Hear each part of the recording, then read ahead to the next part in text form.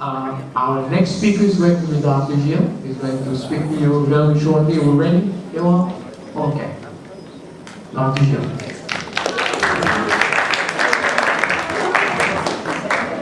Thank you so much. And it's really is a pleasure to be here to talk to you.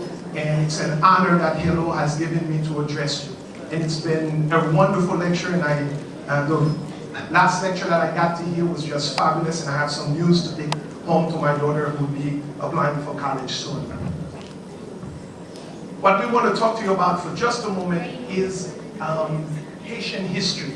And that's just to give you a taste of what your family has gone through and the heritage that you are heir to.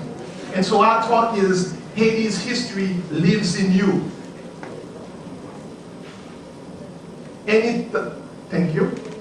And it lives in you because it is part of what you do, of how you speak, the Creole that you speak, that's a language born about 300 years ago, the way you dress, the things you do, the churches you go to, everything that you do is Haiti's history that is expressed through you.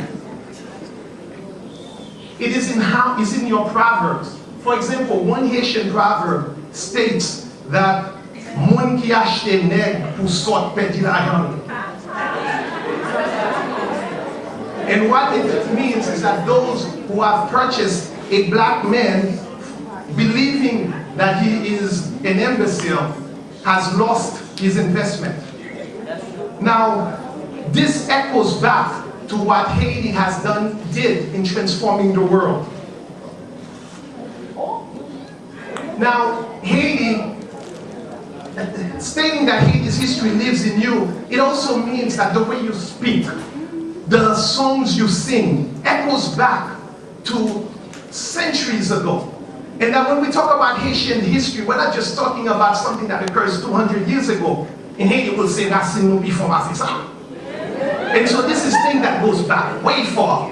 And so it goes, one person that helps us to realize this is the Queen of Angola, or the Queen of the Congo, called La Reine Congo. And this is a photograph of her that is stored at the New York Public Library, the digital library on rare collection of world leaders. And there, it brings you face to face with La Reine Congo. And it is I don't know if you can see the song clearly, but I mean, you should know songs like La Reine Congo Leve, oh, mon Dieu, voyez la reine, tu me la vie, oh, mon Dieu, voyez la reine. Now, the reason, but what you should also know about this song, the reason why it says La Reine Congo Leve is because in the Congo, she stood up against Portuguese invasion. And she never lost to the Portuguese until her old age and died. And so the song is saying that she rose up to foreign occupation. And in dying, it was when God took her away that the Portuguese were able to come into Angola, but never with a presence. And that's what you sing about. You know, to really understand what we are heir to, it's just incredible. Not only do we talk about these people from way back, but we are their heirs, we are their children. And so what this picture shows us, this is a Haitian boy that the Associated Press had photographed after the earthquake. But what you can see on this side, oh, I'm sorry, there's not enough light, I'm too much light. But this is a statue made in Nigeria, and it's older than the 15th century. It was made between the 12th and 15th century. And there's a striking resemblance between this boy and this old Nigerian king. And you know, it's just sad to know that this kid may never know that he is heir to a regal heritage. When we talk about Haitians, you know, you'll hear people talk about Nation Congo, Nation Dahomey, Nation Mali. And what this means are various ethnic groups that came to Haiti. Now, what's important here is this is a newspaper published in Haiti in 1791. And what you would see in this is that these are advertisements for people that they're about to put on sale. For example, this person is from the Congo, and it identifies the person as coming from the Congo. That's why the Haitian people who know their heritage and proud of their heritage, which is say, "Même nek Congo, nek Mali, nek Kabesema, nek Petit Fe, nek Onise, nek Lompatre, nek." You would see, but the sad thing here is that you would see that this says of a person, here she is from the Congo, and it says this person is going to be put on rent or sale. Did you hear this? This is a person who advertised in La Gazette de Saint-Domingue, the newspaper of Haiti, then advertising a woman who's going to be put on sale or she'll be available for rent along with other products being sold. And this kind of stuff had to stop in Haiti. And this is what our family did to stop it. This is a picture that I took on a visit to Guinea. Guinea is the west coast of Africa. And for many Haitian people, this was the last scene that they saw coming to Haiti. And these mountaintops in Haiti, these mountaintops could not be climbed because of how steep they are. And so I got a picture, I was able to take this photograph going around the tip of Africa. And what was awesome was knowing our heritage and the pride, you know, thinking back of our ancestry and our foreparents who saw this as their last scene of their homeland. And what they used to say is these mountains are so steep that you would have to put nails, you have to make a staircase if you wanted to go to the top of these mountains. And this is why in the countryside of Haiti, people still sing about these steep mountaintops, and they say,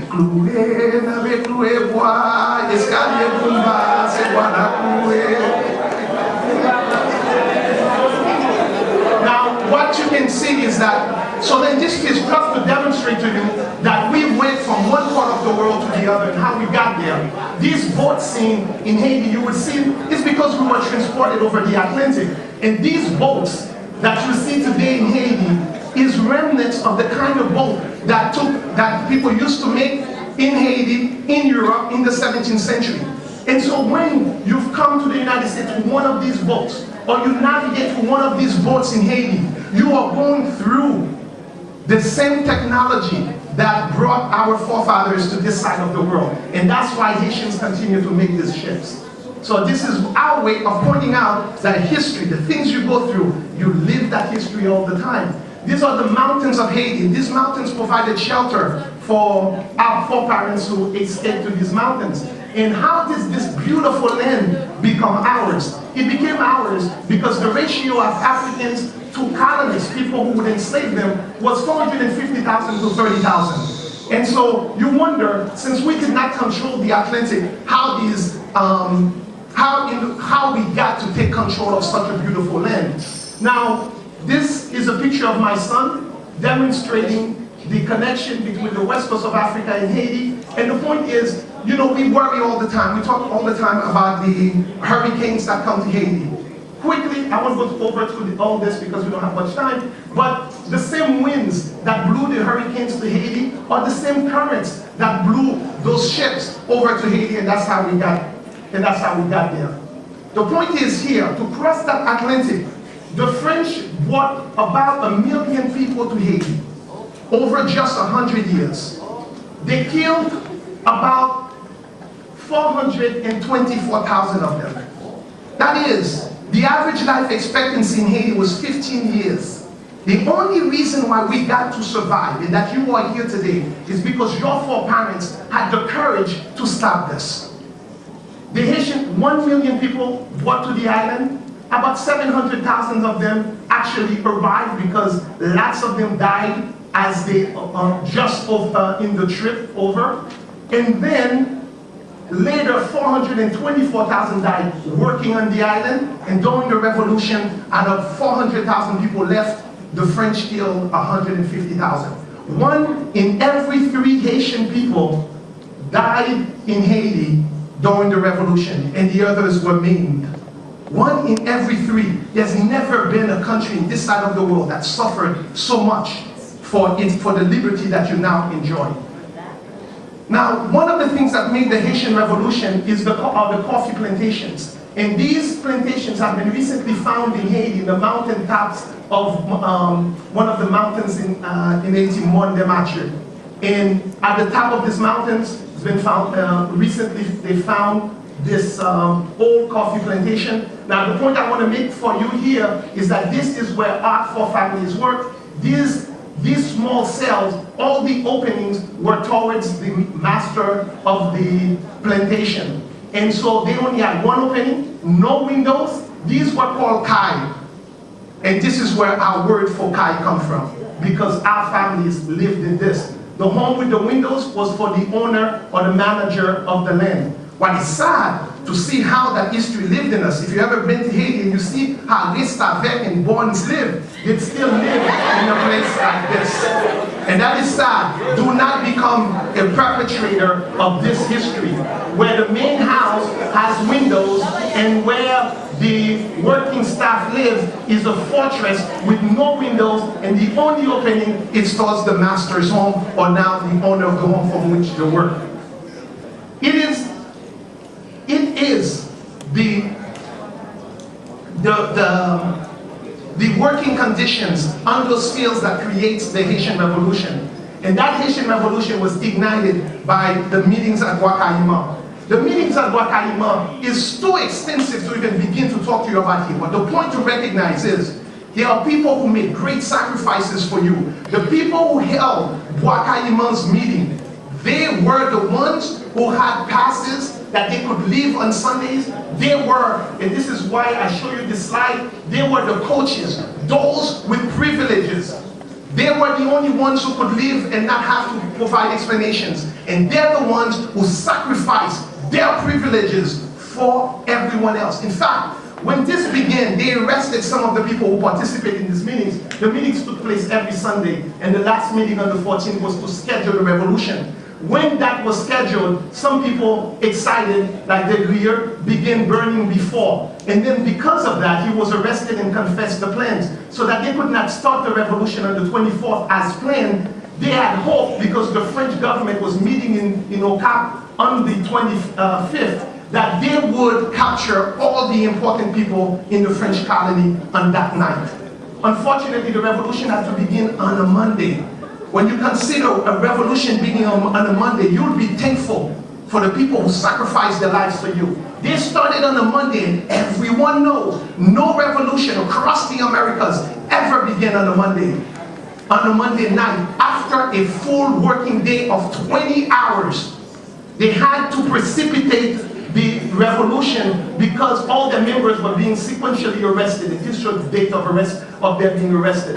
And this here is testimony of De Grier pointing out who participated, that all the privileged people on the plantations participated in scheduling this. This was so huge that by the 5th day, only after 5 days of fighting, it recruited 100,000 people out of 200,000 people living in the north. And it was already the largest revolution that has ever taken place by people enslaved anywhere in the world. By the 5th day alone, because it lasted more than 5 days, by the 5th day, it was the only revolution that ever lasted more than 5 days without being, without their leaders being arrested and the movement,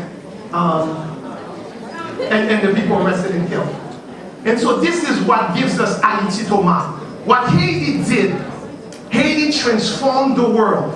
And that transformation was that Haiti changed the relationship between the patrons and their workers. It changed the way the world worked from free labor to paid labor.